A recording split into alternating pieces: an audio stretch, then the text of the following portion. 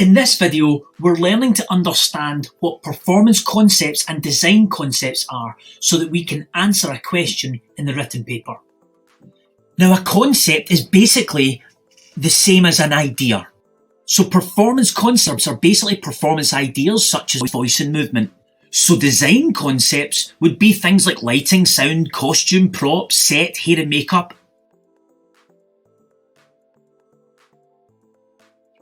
Now, like I said earlier, when it's talking about performance concepts, you're looking at voice and movement. There are also other things to consider within performance concepts, such as staging and blocking and characterization and mood and atmosphere and tension and so forth. Now, we're about to look at a question from one of the written papers. The following question has been taken from section 1 of a written paper. So this question says, evaluate the effectiveness of your individual contribution to the final performance. If you're an actor, you should include comments on performance concepts. So let's look at this question. It's asking you to evaluate the effectiveness of your contribution. And if you were an actor, to include performance concepts. Basically, performance ideas such as voice and movement. Now this question is worth 4 marks. So in order to get your full marks here, you're going to have to make a minimum of 2 appropriate evaluative comments with justification. So let's look at this for a second. We've got 4 marks and we are answering here as an actor, okay? So as I said, we've got to make a minimum of 2 appropriate evaluative comments. So what the first thing that we would probably do is what I like to call point. So we would make a point.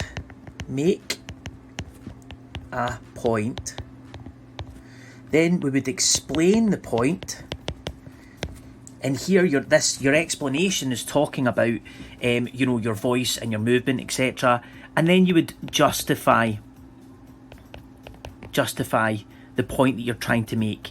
Now this here would give you 2 marks. Your point and explanation would potentially give you 1, and your justification, which is basically you justifying how effective your performance was, would give you your 2nd mark. Okay, then you would have to do that again. Now, you could do that simply by talking solely about your use of movement here, and you could do another one by talking about your use of voice here. And this would give you your full 4 marks. It's important to point out here that you can actually do 2 separate moments throughout your performance and not necessarily break them into voice and movement. Now let's look at an example answer. My use of movement at the moment when I grabbed Jack by the throat when he admitted to stealing my bike was a particularly effective moment in the performance. When I grabbed Jack by the throat, I had an extremely aggressive stance. I stood centre stage with an upright posture and my body looked tight and rigid. I had extremely aggressive facial expressions and I used intense eye contact with Jack as I closed my body closer to him. This was effective as it allowed the audience to see the tension and aggression in the scene. So this part of the answer, point, explain and justify, would give you 2 marks. Now when you look at that answer, you will notice that I am using a variety of voice and movement vocabulary to explain how effective my performance was. I'm also looking at what I'm trying to communicate to the audience at this moment, as well as trying to talk about creating tension and mood and atmosphere. So now that you've got an understanding of what performance concepts are, and you know that performance concepts are all about voice and movement, whenever you see a question that comes up and asks you about performance concepts or asks you about voice and movement, it is asking you to be able to use voice and movement effectively to communicate your ideas to an audience.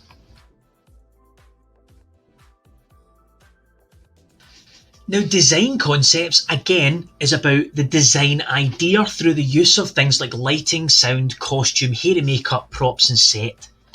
So if you were a lighting designer, you would probably talk about profile spotlights, you would talk about Fresnels and gels and all that kind of stuff. You might even highlight the stage and stuff like that.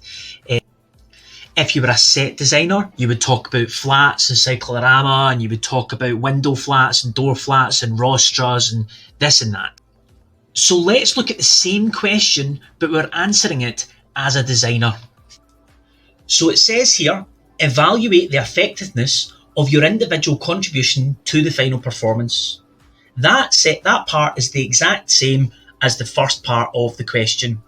But this part is different. It says, if you were a designer, you should include comments on your design concepts.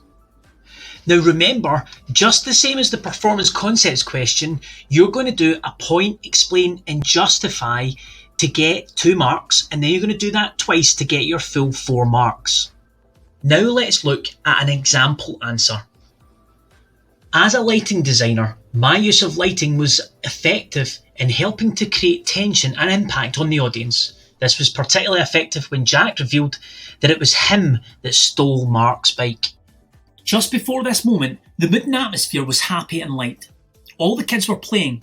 I had a wash of bright white floodlights on the cyclorama, showing off the beautiful summer backdrop.